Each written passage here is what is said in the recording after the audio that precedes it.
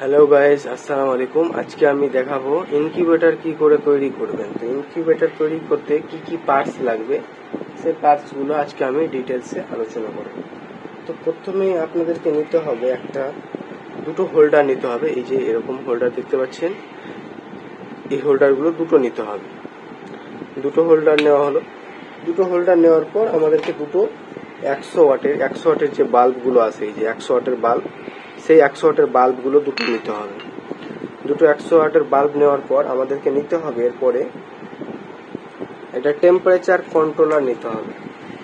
তো আপনারা চাইলে এই কন্ট্রোলারটা ইউজ করতে পারেন। এখানে দেখতে পাচ্ছেন এই কন্ট্রোলারটা, এই যে দেখতে পাচ্ছেন ম্যাক্সিমাম 10 অ্যাম্পিয়ার পর্যন্ত এটা ক্যাপাসিটি আছে। 110 থেকে 120 ভোল্ট আর 1500 ওয়াট পর্যন্ত চলতে পারে, এখানে দেখতে পাচ্ছ। তো এই কন্ট্রোলারটাও তোমরা চাইলে ইউজ করতে পারো। এই কন্ট্রোলারে দেখতে পাচ্ছি এখানে 4টা তার আছে। এই দুটো কিন্তু মেনে যাবে, এই দুটো ফেজ, এটা হচ্ছে ফেজ আর এটা হচ্ছে নিউট্রাল। এই দুটো মেন লাইনে ঢুকবে আমাদের, আর এই দুটো আউটপুট হবে এই দুটো বাল্বে, হোল্ডারে, অর্থাৎ হোল্ডারে লাগবে এই দুটো। আর এই যে দেখতে পাচ্ছেন এই তারটা হচ্ছে আমাদের সেন্সার। এটা আমাদের ইনকিউবেটরের মধ্যে থাকবে। এই সেন্সারটা ইনকিউবেটরের মধ্যে থাকবে এবং টেম্পারেচার আমাদেরকে রাখতে হবে 37 ডিগ্রি সেলসিয়াস, 37.3 পর্যন্ত রাখা যায়। এটা একটা রেঞ্জ পর্যন্ত আপনারা রাখবেন। 37.2 থেকে 37.8 পর্যন্ত একটা রেঞ্জ করে রাখবেন, এখানে সেট করে রাখবেন। এখানে দেখতে পাচ্ছেন দুটো বাটাম আছে, এই বাটামগুলোকে প্রেস করে টেম্পারেচারটা সেটিং করা যায়। এখানে মডেলটা দেখতে পাচ্ছেন XHW3001 এই কন্ট্রোলার। আপনারা চাইলে আরো অন্যান্য কন্ট্রোলার আছে, আমি আপনাদেরকে ডিটেলসে দিয়ে দেব, ওই কন্ট্রোলারগুলো ইউজ করতে পারেন। এই কন্ট্রোলারে আপনারা ম্যাক্সিমাম 300 থেকে 400 বা 500 ডিম পর্যন্ত হ্যাচিং করতে পারবেন।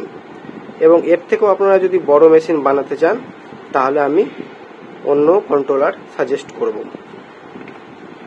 তারপরে আপনাদেরকে নিতে হবে এই যে এই ফ্যানগুলো দেখতে পাচ্ছেন, এই কুলিং ফ্যান যেটাকে বলে, কুলিং ফ্যান 12 ভোল্টের। এই যে দেখতে পাচ্ছেন এটা 12 ভোল্টের কুলিং ফ্যান। এই কুলিং ফ্যানগুলোকে দুটো কুলিং ফ্যান লাগবে, আপনাদেরকে দুটো কুলিং ফ্যান ইউজ করতে হবে।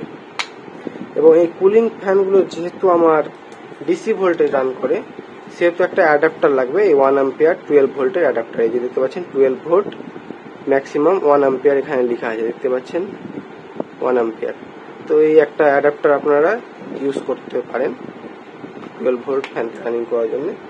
এবং সর্বোপরি আপনাদেরকে একটা লাগবে এইচটিসি মিটার। এই যে আমাদের অনেক টাইমে কি হয়, এই কন্ট্রোলারটা ফেলার হয়ে যায়, কিন্তু এই কন্ট্রোলারটা দেখে আমাদেরকে সঠিকভাবে চলছে কিনা সেটা আমাদেরকে এইচটিসির সাহায্য নিতে হয়। এই এইচটিসি মিটার HTC1 দেখতে পাচ্ছেন এখানে হিউমিডিটি এবং টেম্পারেচার দুটোই শো করে। তো আপনারা এই কন্ট্রোলারটা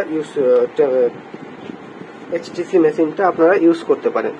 এবার আমি আপনাদেরকে বলবো এই সব মেশিনের টোটাল প্রাইস কত এবং একটা ইনকিউবেটর তৈরি করতে টোটাল কত টাকা খরচ হতে পারে, ম্যাক্সিমাম কত টাকা খরচ হতে পারে, আমি সেই ব্যাপারে এবার আপনাদেরকে বলবো।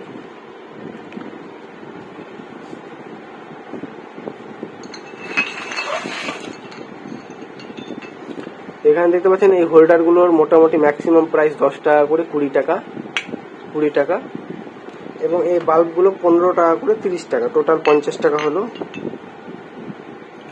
এই কুলিং ফ্যানগুলো আপনারা পেয়ে যাবেন 80 থেকে 90 টাকা করে। আমি ম্যাক্সিমাম 100 টাকাই ধরে নিলাম।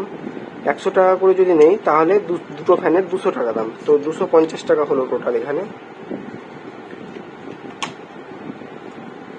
এবং এই কন্ট্রোলারটা আপনারা 350 থেকে 400 টাকার মধ্যে পেয়ে যাবেন। তো আমি 400 টাকাই ধরলাম ম্যাক্সিমাম প্রাইস, 400 টাকা, আর ওইদিকে 250 টাকা, কত হলো 650 টাকা। এবং এই এইচটিসি মিটার যেটা দেখতে পাচ্ছেন আপনারা, এইচটিসি মিটার, এই এইচটিসি মিটারটার দাম হচ্ছে 250 টাকা। তো 250 টাকা আর ওইদিকে 650, হয়ে গেল আপনার 900 টাকা। এবং এই অ্যাডাপ্টারগুলো যে দেখতে পাচ্ছেন, অ্যাডাপ্টারগুলো এই 12 ভোল্ট 1 অ্যাম্পিয়ার অ্যাডাপ্টার 100 টাকা দাম। তো আপনার হয়ে গেল 1000 টাকা। টোটাল আমাদের একটা ইনকিউবেটরের পার্টসগুলো কিনতে 1000 টাকা খরচ হলো।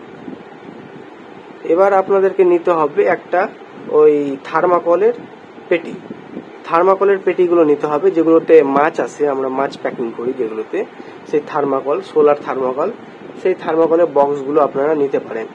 আমি ডিটেলসে বলে দেবো। সেই থার্মাকলের বক্সের দাম ম্যাক্সিমাম 50 টাকা বা 60 টাকা হতে পারে। এবং আপনারা চাইলে একটা নেট বানিয়ে নিতে পারেন, নেট না বানালেও এমনিও রাখা যায়, এমনি রাখিয়ে রেখেও হ্যাচিং করা যায়।